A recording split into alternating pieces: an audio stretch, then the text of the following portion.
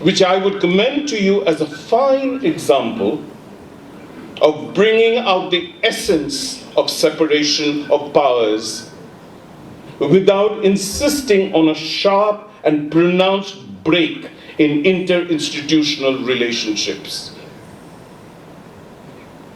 The UK Constitutional Reform Act of 2005 remains a notable exercise in ushering in the substance of institutional separation and clothing the judiciary with powers at public engagement and exposure, without, however, sacrificing the spirit of commonality of purpose between the three organs of the state. Furthermore, pragmatism dictates such institutional separation to be shown or not informed by a complete severance of institutional linkages. The separation of powers does not necessarily translate into a silo mentality of strictly compartmentalized spheres of operation devoid of all inter-organ linkages as necessary for the administration of justice. Institutional separation, doubling for independence, remains markedly highlighted by the replacement in the UK of the Lord Chancellor by the Lord Chief Justice, the creation of the Supreme Court, and the setting up of the Judicial Appointments Commission. While the essential role of the Lord Chancellor as the conduit between the judiciary and the executive was done away with by the Constitutional Reform Act of 2005, channels of formal linkages between the judiciary and the other two organs have otherwise been opened up anew. The biannual meetings of the Lord Chief Justice and the Prime Minister, monthly meetings of the Lord Chief Justice with the Chancellor,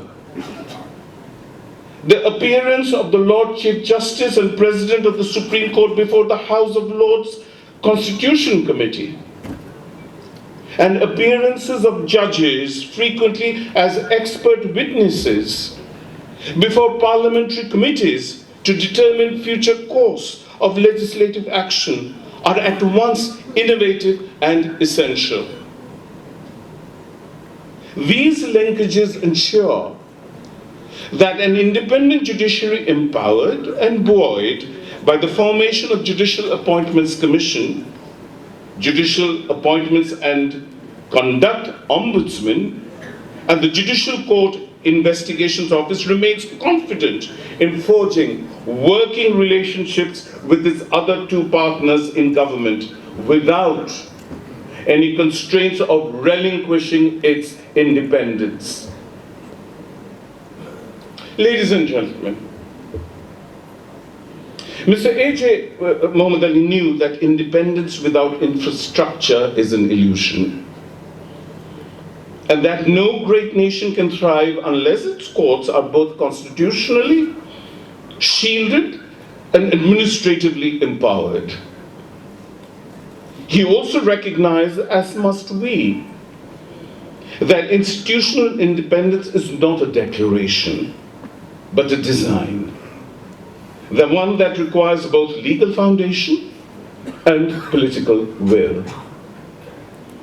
As I reflect on the life and legacy of Mr. A.J. Muhammad Ali, I'm drawn to the closing lines of an article I myself had penned in an earlier moment of institutional contemplation. Lines that sought to articulate a shared conviction that he and I held deeply. In that piece, I described the judiciary not as an island, remote and insular, but as a pillar which is strong, visible, accountable, and integrally connected to the constitutional architecture of the state. For Mr. Ali, as for me, the judiciary was never ornamental, never absolute, but essential. a force to be respected, not because it demands obedience, but because it commands trust. Let us therefore remember Mr. A.J. Muhammad Ali not only in elegy, but in effort. Let us honor him in the continuing reform of our institutions, in the vigilant defense of our independence, and in the daily integrity of our conduct. Bench and bar alike. Let us remember him when we argue with civility, when we write with clarity, and when we decide with courage. In his honor, and with our shared vision as a compass, let us recommit ourselves to the unfinished task of constitutional parity. Let us stand firm for a judiciary that is not only independent in law, but also sovereign in its administration, accessible in its function, and trusted in its voice. May we, the inheritors of Mr. Ali's ideals, therefore, rise to the measure of his conviction. Thank you very much.